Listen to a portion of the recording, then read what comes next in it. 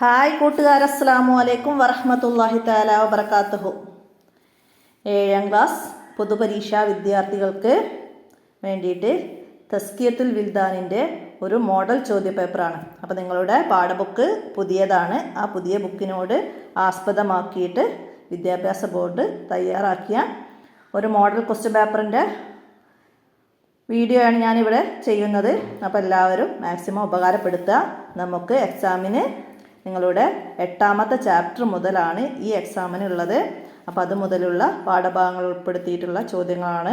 നമുക്ക് വീഡിയോയിലേക്ക് കടക്കാം. ബിസ്മില്ലാഹിർ റഹ്മാനിർ റഹീം. അപ്പോൾ എക്സാം നിങ്ങൾക്ക് വരുന്നത് തസ്കിയത്തുൽ വിൽദാനും തജ്വീദുൽ ഖുർആനും ഒരുമിച്ചാണ് വരിക. അപ്പം രണ്ട് ഭാഗത്തു നിന്നും കുറച്ച് ചോദ്യങ്ങളെ നിങ്ങൾക്ക് ഉണ്ടാവുള്ളൂ. അപ്പോൾ എല്ലാവരും മാക്സിമം പാഠഭാഗം നന്നായിട്ട് മനസ്സിലാക്കി പഠിക്കാം. ഒന്നാമത്തെ ചോദ്യം വരുന്നത് എന്താണ്? സൂറത്തുൽ ഇഖ്ലാസ് എത്ര തവണ പാരായണം ചെയ്താലാണ് നരകമോചനം ലഭിക്കുക? അവിടെ എന്താണ് ഓപ്ഷൻ വന്നത്? 1,00,000 എന്നതാണ് ശരി അടയാളപ്പെടുത്തേണ്ടത്. അപ്പോൾ എന്താണ് നമ്മൾ ആ പാഠത്ത് പറഞ്ഞത്? ഈ സൂറത്തിനെ കുറിച്ചിട്ട് വന്നിട്ടുണ്ട്. എന്താണ്?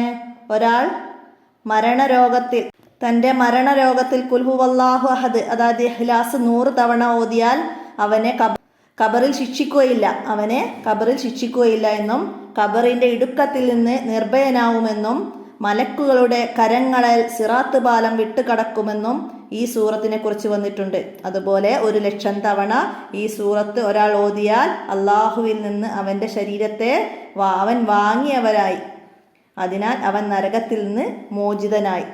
അപ്പോൾ അത് മനസ്സിലാക്കുക. പാഠത്തെക്കുറിച്ച് കൂടുതൽ മനസ്സിലാക്കുക. ഞാൻ കുറച്ചേ വിവരിക്കുന്നുള്ളൂ. നമുക്ക് അടുത്ത 2ാമത്തെ ചോദ്യത്തിലേക്ക് കടക്കാം. 8.5 എന്ന് അറബിയിൽ എങ്ങനെ പറയും? എങ്ങനെ പറയുക? 8 സാമിന് പകുതി, അര എന്നതിന് നിസ്ഫ്. അപ്പോൾ അസാമിന വനിസ്ഫ് എന്ന ഓപ്ഷൻ ഒന്നാമത്തതാണ് അവിടെ നമ്മൾ ശരി ഇടപെടുത്തേണ്ടത്. അപ്പോൾ അത് മനസ്സിലാക്കുക. നിങ്ങളെ 12ാമത്തെ പാഠത്തിൽ പറയുന്നുണ്ട് അസാത്തു സാനിയ, അസാത്തു ആമിസ്, അസാത്തു സാലിസ. അപ്പോൾ അതിൻ്റെ പാഠത്തിൻ്റെ തരുഭാഗത്തിൽ നമ്മൾ പറഞ്ഞിട്ടുണ്ട് അസാത്തു സാലിസത്തു ഇല്ല റുബ്, സാലിസത്തു ഇല്ല റുബ്. ഇല്ല റുബ് എന്ന് പറഞ്ഞാൽ മുക്കാല്, വറുബ് എന്ന് പറഞ്ഞാൽ കാല്. അതായത് നമ്മൾ അവിടെ 10.25, സാലിസത്തു ഇല്ല റുബ് എന്ന് പറഞ്ഞാൽ 3.25. സാലിസത്തു ഇല്ല റുബ് എന്ന് പറഞ്ഞാൽ 3.25. ആഷിറത്തു വറുബ് എന്ന് പറഞ്ഞാൽ 10.25. പിന്നെ സാനിയത്ത് വനിസ്ഫ്, സാനി 2, 2.5. അപ്പോൾ അതൊക്കെ നന്നായി മനസ്സിലാക്കി പഠിക്കാം. നമുക്ക് അടുത്ത ചോദ്യം നോക്കാം. അടുത്തത് 3ാമത്തത്, ആരുടെ വീടിൻ്റെ മുന്നിലാണ് ഒട്ടകം മുട്ടുകുത്തിയത്? സല്ലല്ലാഹു അലൈഹി വസല്ലമ മദീനയിലേക്ക് വന്നപ്പോൾ ആരുടെ വീടിൻ്റെ മുമ്പിലാണ് ഒട്ടകം മുട്ടുകുത്തിയത്? അബുൽ അയ്യൂബി അൻസാരി റളിയല്ലാഹു അൻഹുവിൻ്റെ വീട്ടിൻ്റെ മുമ്പിലാണ്. അപ്പോൾ അതവിടെ ഓപ്ഷൻ 2ാമത്തത് നമുക്ക് ശരി അടയാളപ്പെടുത്താം. അടുത്തതാ 4ാമത്തെ ചോദ്യം, ഇമാം മാലിക് റളിയല്ലാഹു അൻഹുവിനെ എത്ര തവണ തേള് കുത്തിയിട്ടുണ്ടെന്നാണ്? എത്ര തവണയാണ്? അദ്ദേഹം ഹദീസിനോടുള്ള ബഹുമാനാധിക്യം കാരണം ഹദീസ് ഉദ്ധരിക്കുമ്പോൾ തേള് കുത്തിയിട്ട് അനങ്ങിയില്ല. നമ്മൾ പാഠഭാഗത്ത് മനസ്സിലാക്കിയിട്ടുണ്ട്. 16 തവണയാണ്. ഹദീസിനോടുള്ള ആദരവ് കാരണമാണത്.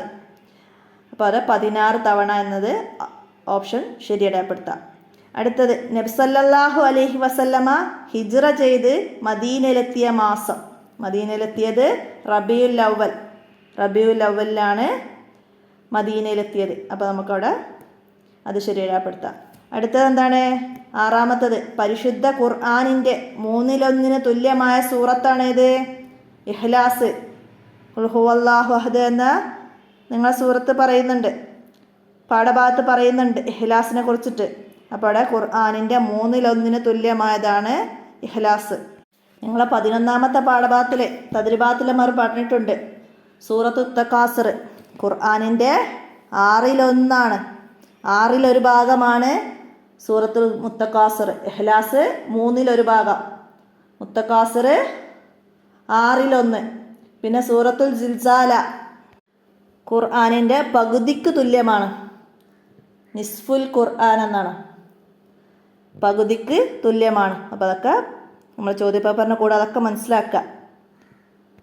ഇനി അടുത്തത് മാച്ച് ചെയ്യാനാണ്, ചേരുംപടി ചേർക്കാൻ. എന്താണ് 7ാമത്തത്? അൽ ഇൽമു യുഅ്ത വലാ യഅ്തി.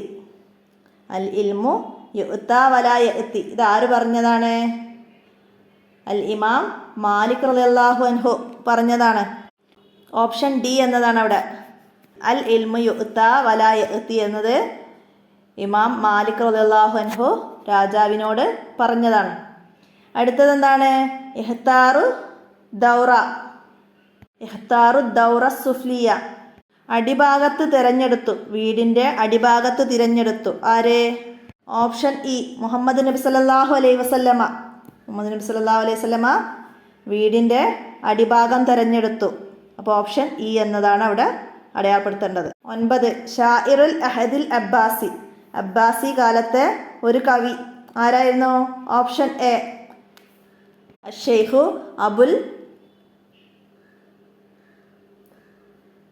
Abul Fathil Busti. Sheikh Abul Fathil ബുസ്തി.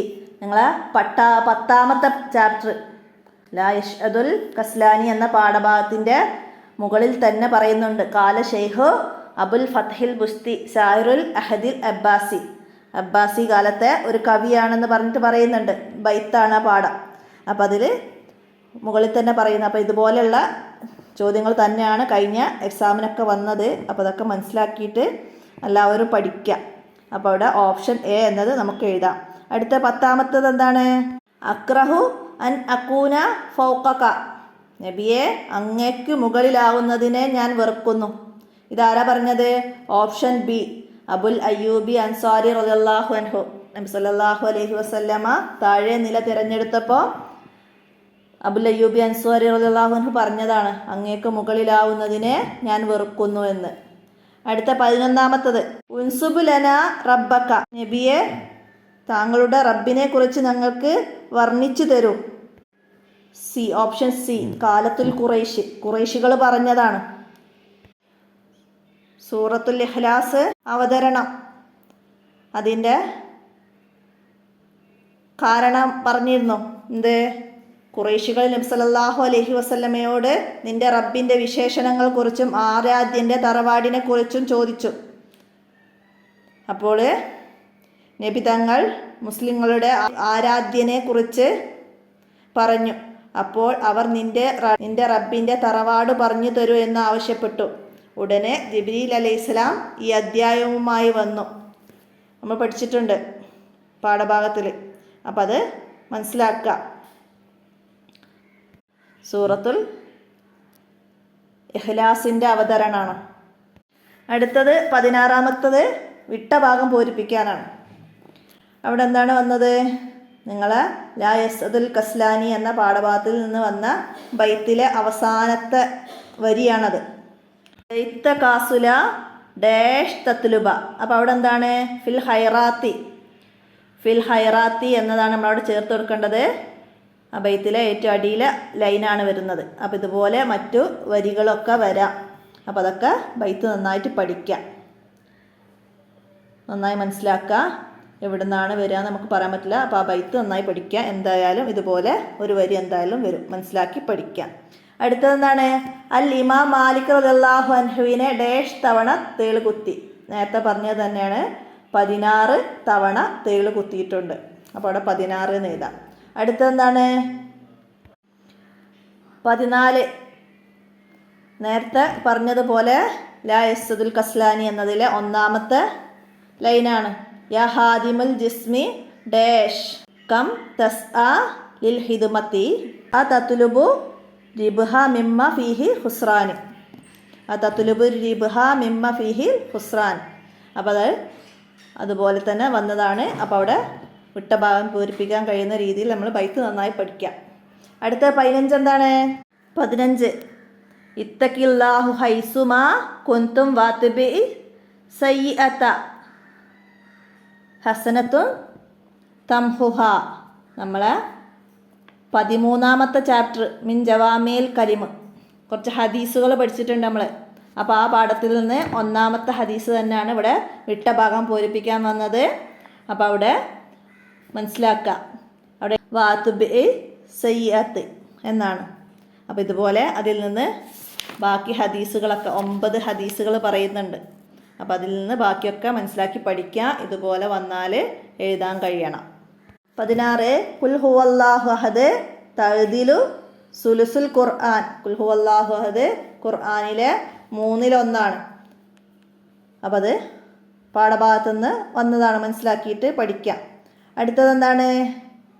ഇൽമ അന്വേഷിച്ച ആരെങ്കിലും ഇൽമിൻ്റെ വഴിയിൽ പ്രവേശിച്ചാൽ സ്വർഗത്തിലേക്കുള്ള വഴി അള്ളാഹു എളുപ്പമാക്കി കൊടുക്കും. നമ്മൾ നേരത്തെ പറഞ്ഞ ജവാമിഉൽ ഇൽമ എന്നതിൽ അവസാനത്തെ വരികളുടെ അർത്ഥമാണ് പറയുന്നത്. അപ്പോൾ സ്വർഗത്തിലേക്കുള്ള വഴി എളുപ്പമാക്കി കൊടുക്കും. ആർക്ക്? ഇൽമ അന്വേഷിച്ച് ആരെങ്കിലും ഇൽമിൻ്റെ വഴിയിൽ പ്രവേശിച്ചാൽ. അങ്ങനെ അത് മനസ്സിലാക്കി പഠിക്കാം. നമുക്ക് അടുത്ത ചോദ്യം നോക്കാം. അടുത്തത് ഒറ്റവാക്കിൽ ഉത്തരം എഴുതാനാണ്. ഹോസ്പിറ്റൽ എന്നതിൻ്റെ അറബി പദം ഏത്? നമ്മളെ അവസാനത്തെ ചാപ്റ്റർ 14ാമത്തെ ചാപ്റ്റർ ഒരു ലീവ് ലെറ്റർ എഴുതുന്നൊക്കെ ഒരു ചാപ്റ്റർ പഠിച്ചിരുന്നു. അതിൽ പറയുന്നുണ്ട് ഹോസ്പിറ്റൽ എന്നതിൻ്റെ എന്താണ്? മുസ്തഷ്ഫ എന്നാണ് ഹോസ്പിറ്റലിന് അറബിയിൽ പറയുക. മനസ്സിലാക്കി പഠിക്കാം. പിന്നെന്താണ്? അതുപോലെ അതിൽ പ്രത്യേകമായിട്ട് വരുന്ന വേർഡ്സുകളൊക്കെ മനസ്സിലാക്കി പഠിക്കാം. അറബി ചാപ്റ്ററിൽ നിന്നാണ് ഇതുപോലെ എന്തെങ്കിലും വേർഡ്സൊക്കെ എഴുതാനുണ്ടാവുക, അർത്ഥം എഴുതാൻ വരിക. മനസ്സിലാക്കി വരിക. അടുത്തെന്താണ്? ഇന്ന് ഞാനൊരു അത്ഭുതം കണ്ടു. ഇത് ആരാണ് പറഞ്ഞത്? അബ്ദുല്ലാഹിബ്നു മുബാറക്ക് റളിയല്ലാഹു അൻഹു ആണത് പറഞ്ഞത്.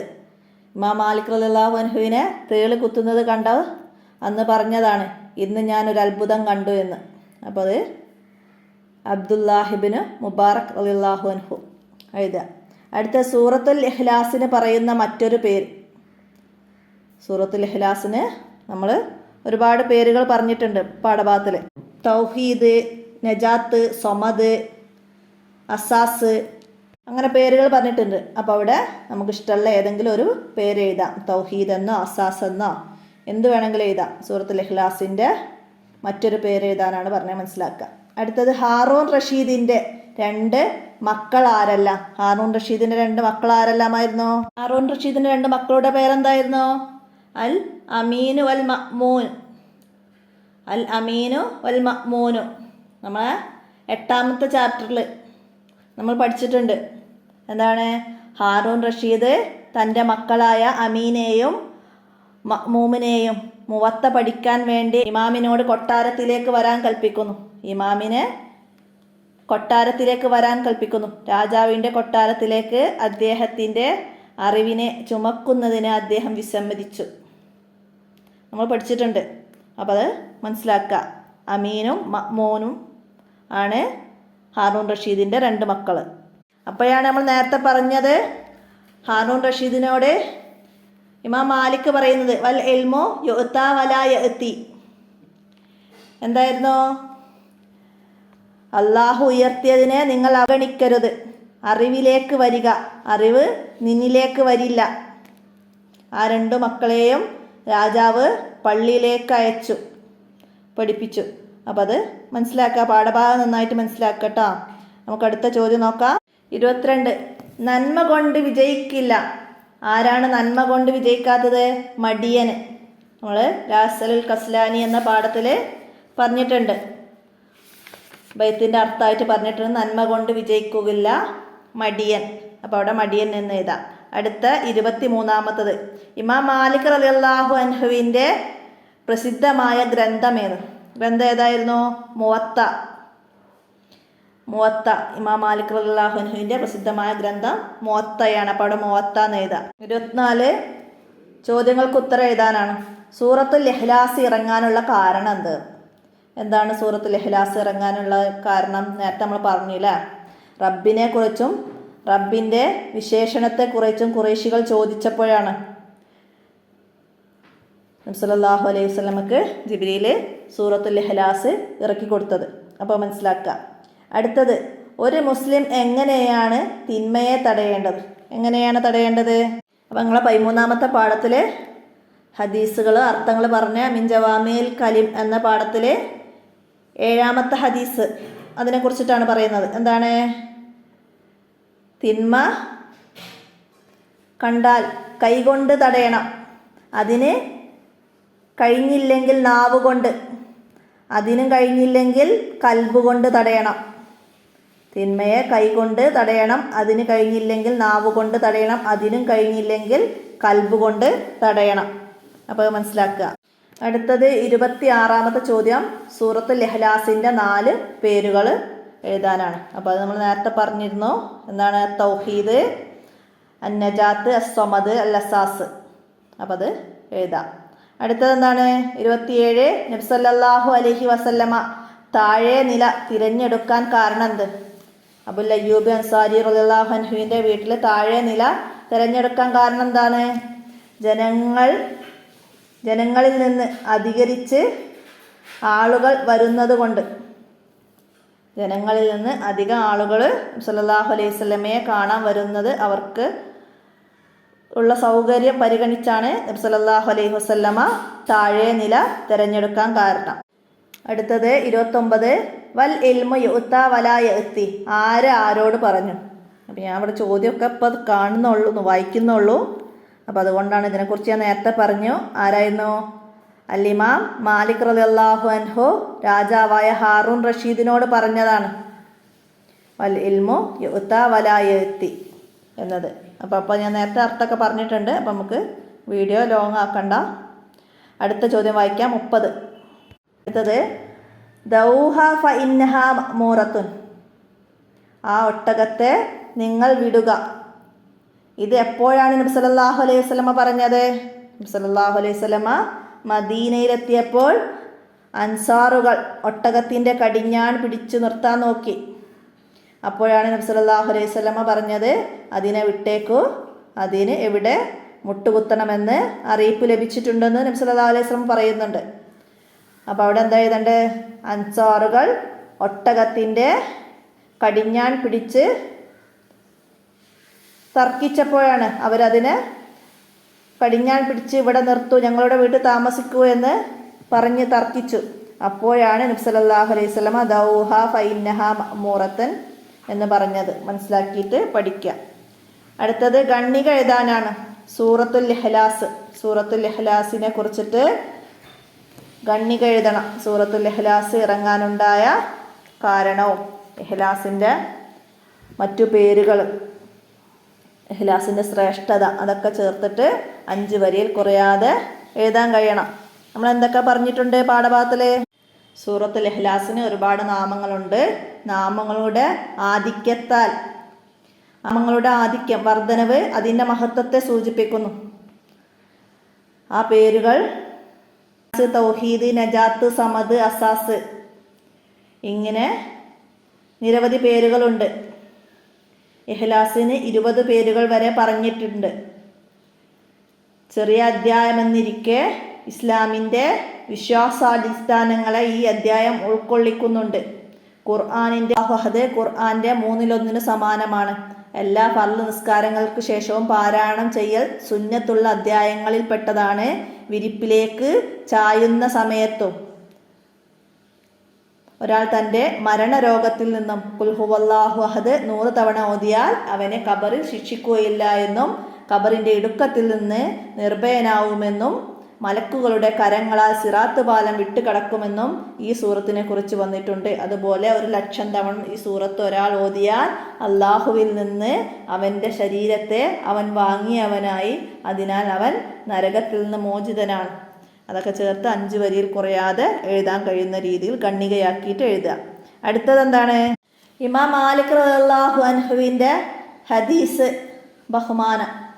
ഇമാം മാലിക് റളിയല്ലാഹു അൻഹുവിൻ്റെ ഹദീസ് ബഹുമാനത്തെ കുറിച്ചിട്ട് ഒരു ഖണ്ഡിക എഴുതണം. എന്തായിരുന്നു അവിടെ പറഞ്ഞത് പാഠത്തിൽ? തിരുവചനങ്ങളോട് അമിതമായ ആദരവ് കാണിക്കുന്ന ആളായിരുന്നു ഇമാം മാലിക് റളിയല്ലാഹു അൻഹു. തിരുദൂതരുടെ ഹദീസ് പറയാൻ ഉദ്ദേശിച്ചാൽ അവിടുന്ന് കുളിക്കുകയും വുളൂ ചെയ്യുകയും നല്ല വസ്ത്രവും തലപ്പാവും ധരിക്കുകയും സുഗന്ധം ഉപയോഗിക്കുകയും ഒരു ഉയർന്ന സ്ഥലത്ത് ഇരിക്കുകയും പിന്നീട് ഹദീസ് പറയുകയും ചെയ്യും. മജ്ലിസ് പിരിയുന്നത് വരെ സദസ്സിൽ ഊത് പുകപ്പിക്കുകയും ചെയ്യും. ഹദീസിനോടുള്ള ബഹുമാനം കാരണമായി ഒരു തേള് 16 പ്രാവശ്യം കുത്തി. അപ്പോഴെല്ലാം അദ്ദേഹം ക്ഷമ കൈക്കൊണ്ടു.